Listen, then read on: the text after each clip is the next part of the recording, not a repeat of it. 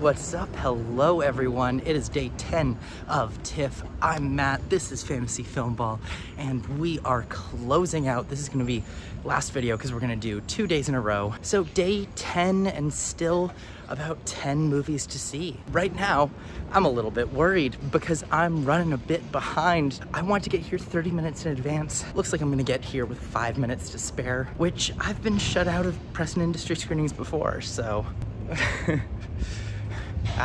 I made it in, no worries. There was like half a crowd there. I just saw The Shadow Strays, the new action movie by Timo Tjahjanto, an Indonesian action filmmaker previously known for his films Headshot and The Night Comes For Us. This has been one of the most hyped up films at TIFF. A huge action movie that's just gonna go absolutely balls to the wall with the violence, with the gore, and it doesn't hold back with that. 100% this is the goriest, bloodiest, most non-stop carnage movie at TIFF this year. It's one of those action movies where every single scene will make your jaw drop in crazy ways. It has the same sort of grisly attitude towards action as something like The Raid. However, the thing about this movie, the story is weak.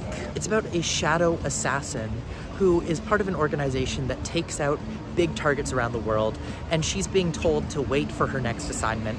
And while waiting, she meets a kid, and that kid seems to be in danger, and she bonds with the kid, and when the kid's kidnapped, she tracks him down, yada yada yada. It is the most conventional plot for an action movie that you could possibly think of. If you were to open up AI and say, write me an action movie synopsis, it would give you an assassin movie like this. While some of these other action movies like this, like The Raid, are so exciting, I think that they're exciting not just because of the action, but also because of the stakes behind them. In something like The Raid, you have a character who's desperately fighting for survival. It's simple, there's not much going on. It's just a guy trying to fight to get out of a building. Here, in going for that level of emotion and missing it, it makes the whole thing feel cheesy in a way. And so while so much of this movie works on just a pure action level, on a visceral level of the creativity of the kills and the fight scenes, some great stuff. But as a movie, I've seen other stuff like this, and I've seen other things that do it better. And so that's why I'm pretty disappointed with The Shadow Strays. It's a conventional action movie, nothing special, and I think that a lot of people are going to be quite let down by this, unfortunately.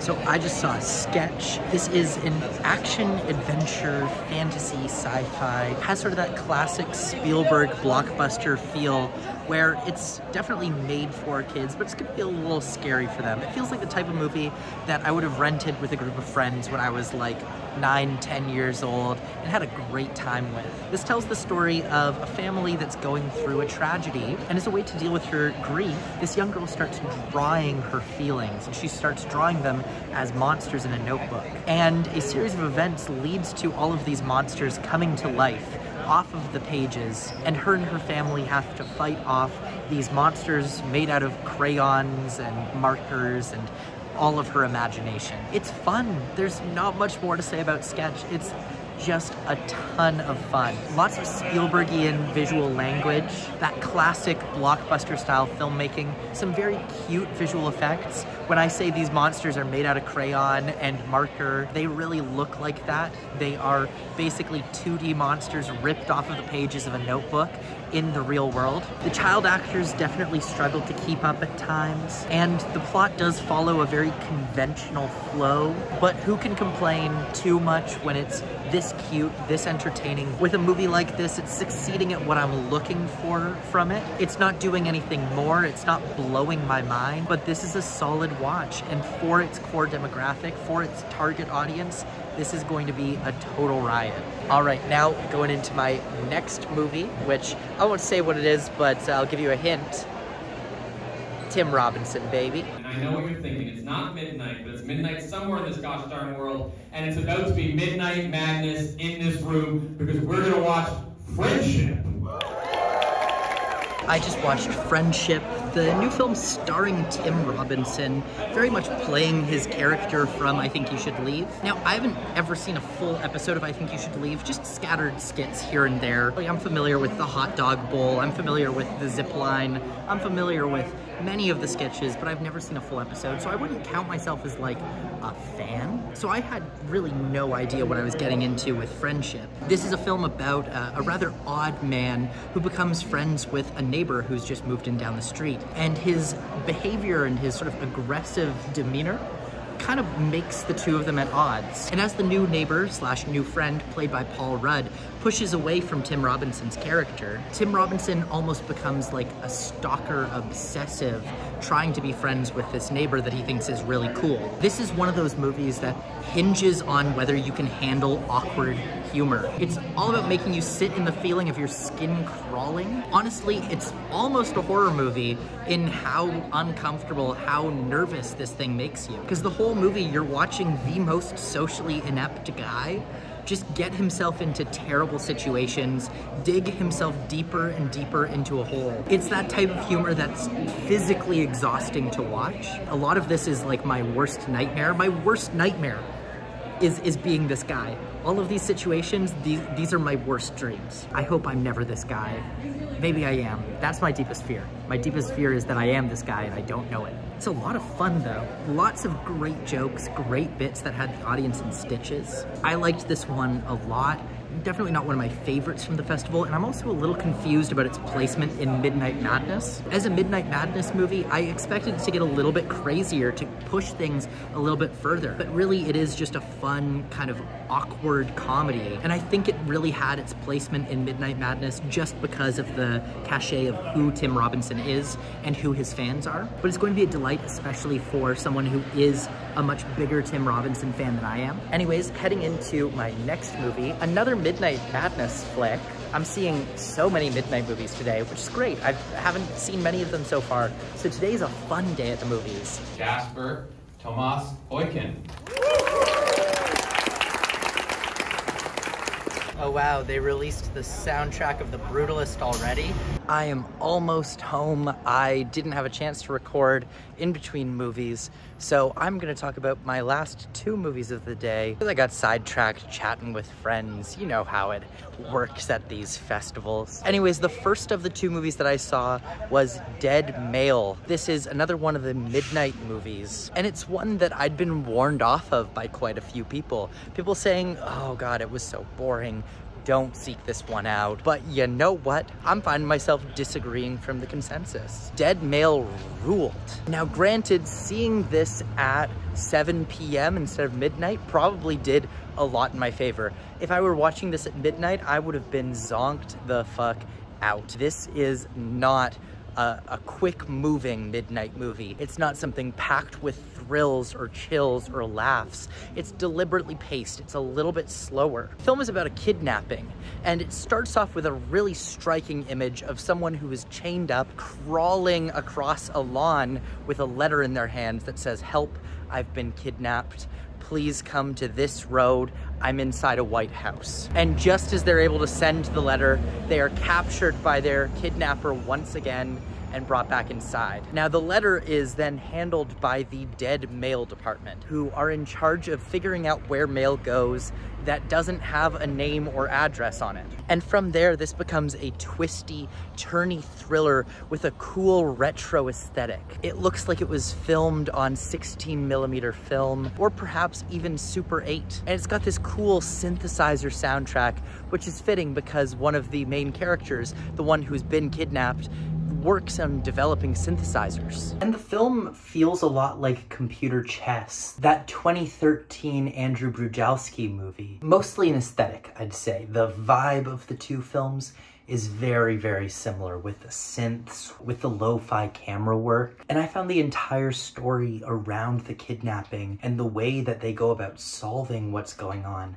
as well as the internal struggle of the kidnapper, all of that I found to be deeply compelling. It wasn't the craziest film at the festival. It wasn't the scariest, the spookiest, the weirdest. And even though it doesn't feel quite right for Midnight Madness, I don't know where else they would have put it. And I'm just glad that they screened it whatsoever, because this movie rules. Anyways, you've noticed I'm home now, so one more movie to talk about, and then I am going to bed. Tomorrow they announce the People's Choice Award, and I have 4 movies still to watch, so I want to go to sleep. Anyways, I just saw April. April is a Georgian film that played at the Venice Film Festival. This film is a piece of slow cinema. Just watching a gynecologist in rural Georgia as she's under fire at the moment for a birth gone wrong, leading people to investigate her a little bit closer and her potential connections to a series of abortions in the local area. Abortion is, of course, deeply illegal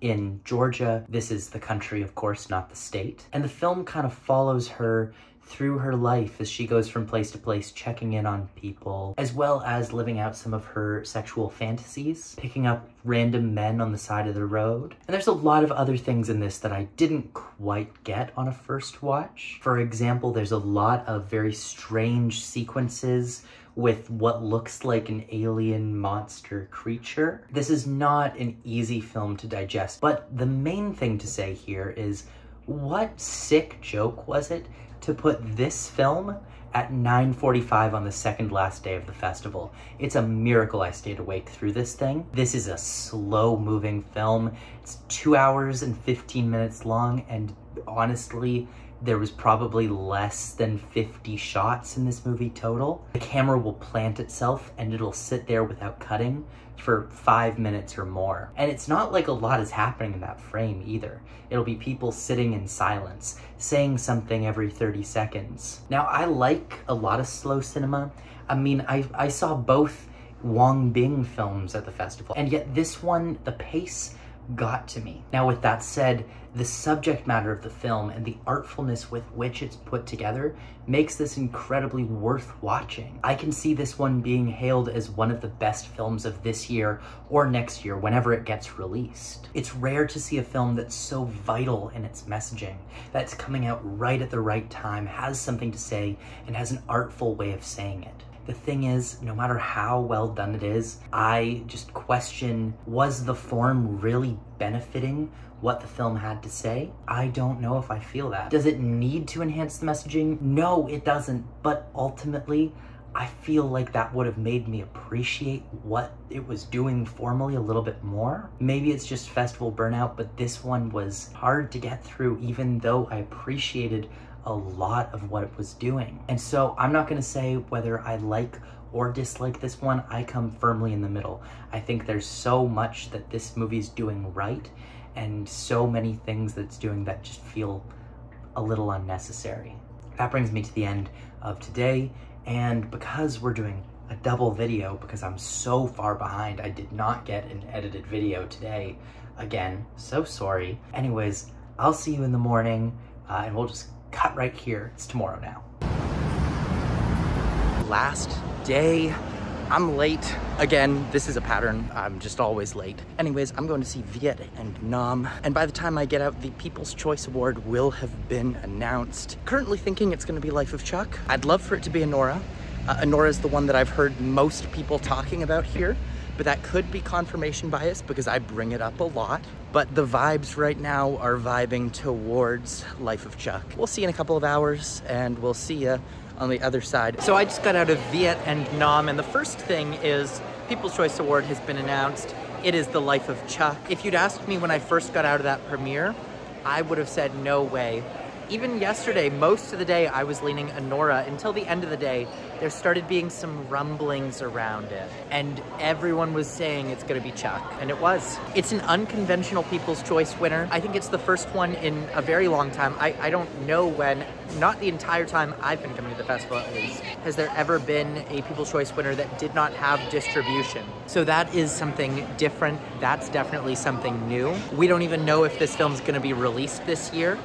although I think it's pretty safe to say with this award it will be. But it's a unique winner. I mean, it's got a good heart, but it still is a bit of a surrealist movie. That said, probably the most middlebrow version of surrealism you could imagine. I'm gonna try and see this one again, because when I first watched it, I did feel like that first act would benefit from a rewatch. And just watching it again with the People's Choice audience, I think will be worthwhile, especially because I don't know when this is gonna come out. Anyways though, let's talk Viet and Nam. This is a film that I missed at Cannes, I wanted to see, but now I finally get to see it here. It is a Vietnamese film, and it's the story of two miners in Vietnam who fall in love. It's a very slow-moving, slow-burn art house film. And honestly, this one didn't do it for me. Honestly, I just don't have much to say about this. Maybe that's days and days of festival burnout, and I might like this one better if I watched it in a more ideal setting. But at this point, it didn't do it for me, and I just don't have much to say about it. The themes weren't clicking with me. I found the cinematography to be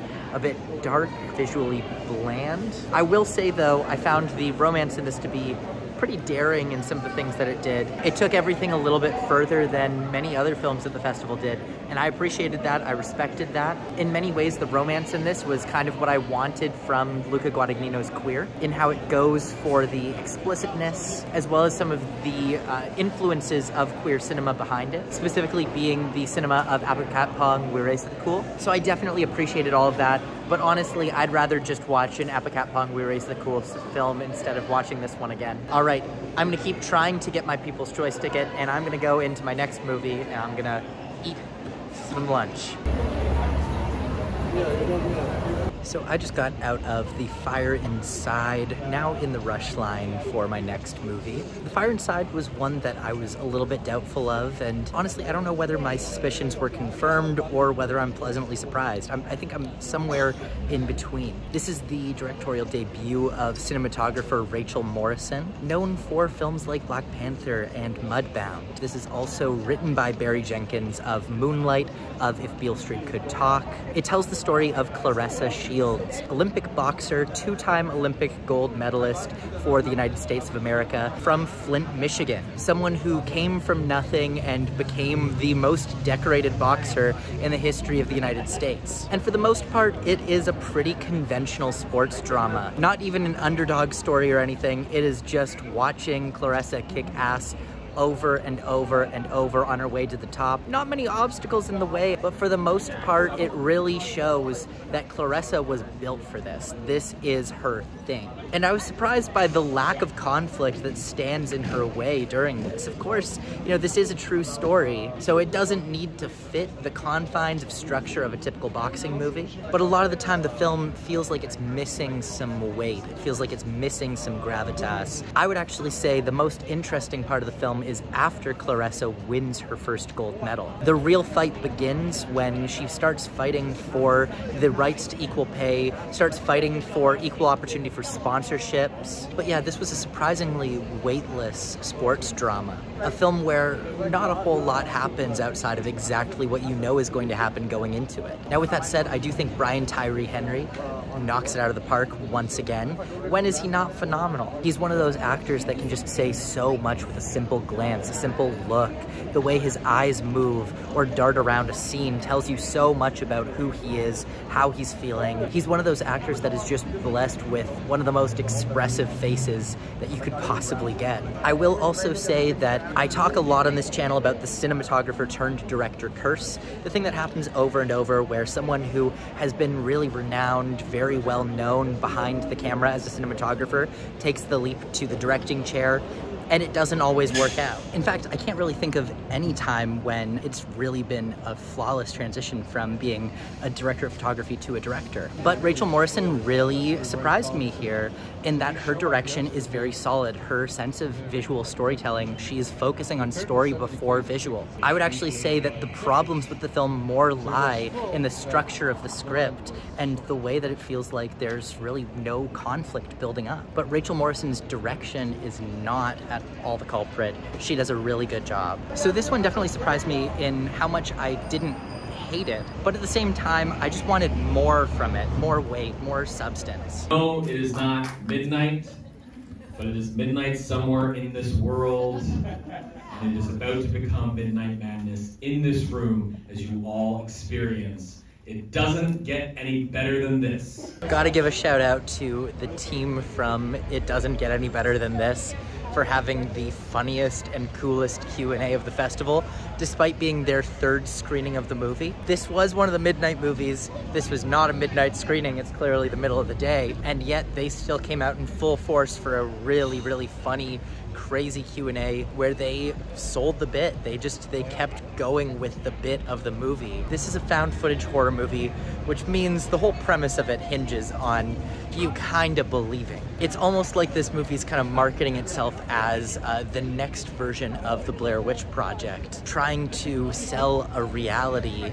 alongside the film itself. And so the Q&A involved one of the two directors showing up, and instead of having the audience ask questions about the filmmaking or how the movie came together, instead they were asking for advice and trying to see if anyone noticed anything in the movie that might give them some clues as to what happened. Now, I won't disclose why they were asking for clues, but it really fit into the characters and the story and everything that we just watched. It was very funny as well to see the director at times kind of brush off questions where people weren't buying into the bit. He was kind of shrugging off people who were trying to comment on the filmmaking or ask questions about how they pulled off certain sequences. Anyways, this film, like I said, found footage movie, and it follows a married couple who purchases a duplex, an old abandoned house that they want to make a haunted house movie in. They're both huge horror fans, and they think, well, it might just be the perfect opportunity. Let's buy this house and let's see what happens. And after they purchase the house, they start noticing strange things. Specifically,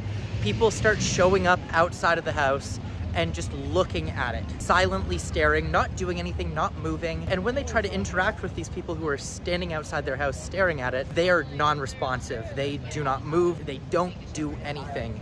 And then between the hours of 2 to 4 a.m. every night, they all just leave.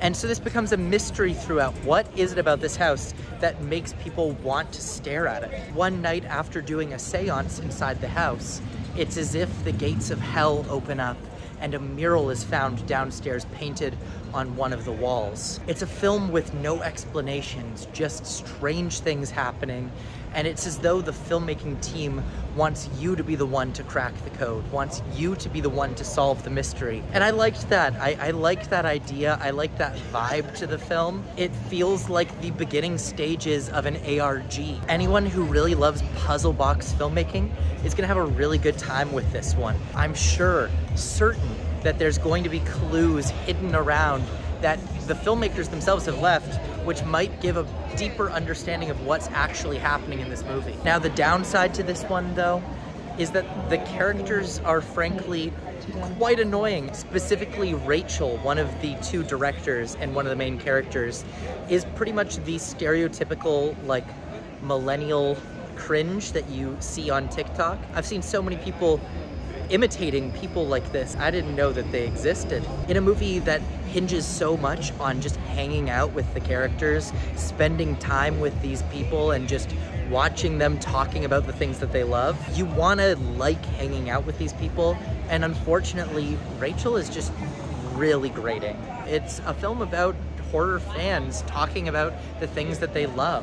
And that level of passion really helps the film, but it does hurt it a little bit when it can be so difficult to want to spend a lot of time with them. So in many ways, this was a really strong film. It was completely original. Haven't really seen anything like this before, but at the same time, there's a lot of buts. There's a lot of things that just leave me hesitant. Anyways, I'm on my way to my last movie of the film festival.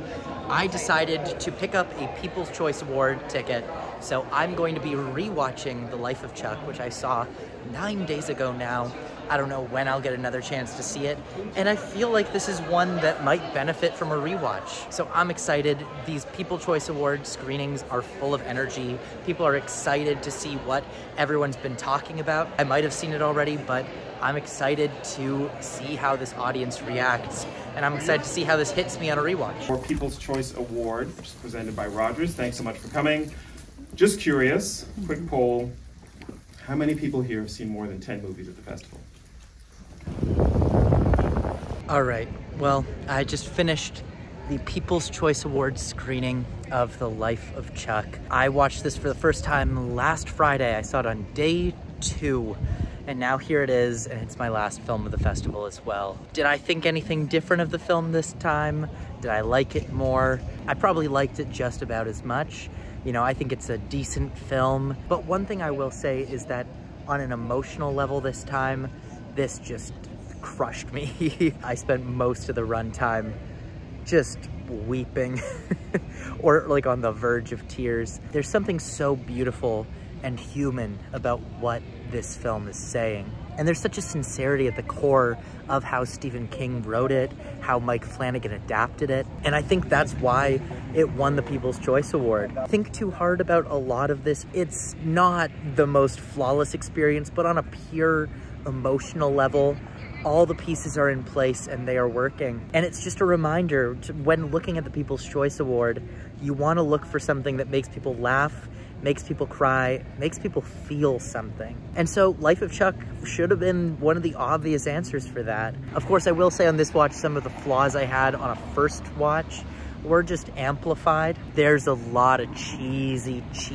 hammy shit in this. At times it feels less like a movie and it feels more like a Hallmark card or like a calendar full of affirmations and words of wisdom. Every line is like a quotable thing that's meant to make you feel something. And I think a lot of people love it exactly for that reason. It's full of wisdom and Stephen King reflecting on his life and what life means, not just for him, but for everyone. So I'm of two minds here. I like the movie a lot, but a lot of it is just so cheeseball. A lot of me is turning off my better judgment and saying this is a good movie. It's doing what it's meant to. But on the other hand, I don't know, the cynical parts of me are like, this is schmaltzy crap. Regardless though, it's enjoyable. I had a good time and it did move me. But that brings me to the end of this year's TIFF. I'm sitting here in front of Roy Thompson Hall, the worst venue at TIFF, but I think a perfect place to say goodbye to this year. This was a festival full of joy and new friends and great experiences. And while I may be posting this probably a few days after the festival ended, I'm glad that the reason why I got so far behind on posting these videos is because I was surrounded by people that I wanted to be talking to, that I wanted to be around. My experience a lot of years with film festivals is that it can be a very isolating thing, sitting in a room watching movies for 8 to 10 hours every single day. It can really get to you. Last year I had one of the most difficult experiences at TIFF, which is that I felt completely alone. This year was different. This year felt good. In between every screening, I got to spend time with people that I liked being around and that liked being around me, and that was a really nice thing to have. This is probably the best year that I've ever had at TIFF, and I'm sad to see it go. You know, sort of the point of these videos is that I get to talk about my experience at TIFF, but it was also about the movies that I saw, and I saw, I think, 45, as well as seeing 38 of them before the festival. So rather than going through my list all over again, taking you through everything, I'm just gonna put it up on screen. Here are all of the movies that I've seen from this year's TIFF, ranked in order of personal preference. And to narrow it down a little bit more, here's just the movies that I saw during the festival. Nothing that I saw at Cannes, nothing that I saw through screeners, just the festival. So you got both of those lists. And last year, how I ended things for TIFF was I gave awards and did a whole Oscar thing. This year, I'm not gonna do that, but instead I'm gonna put 2 lists on screen. The first one is all of my favorite performances from the festival. And the next one is going to be technical achievements. These are all of the craft work, all of the tech work, all of those little things that stood out to me from individual movies. So I want to thank you so much for joining me over the past 2 weeks. My apologies that I've taken so long to get some of these videos up.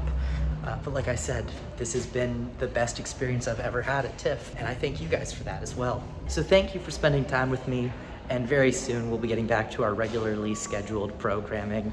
As always, my name is Matt, And this has been Fantasy Filmball.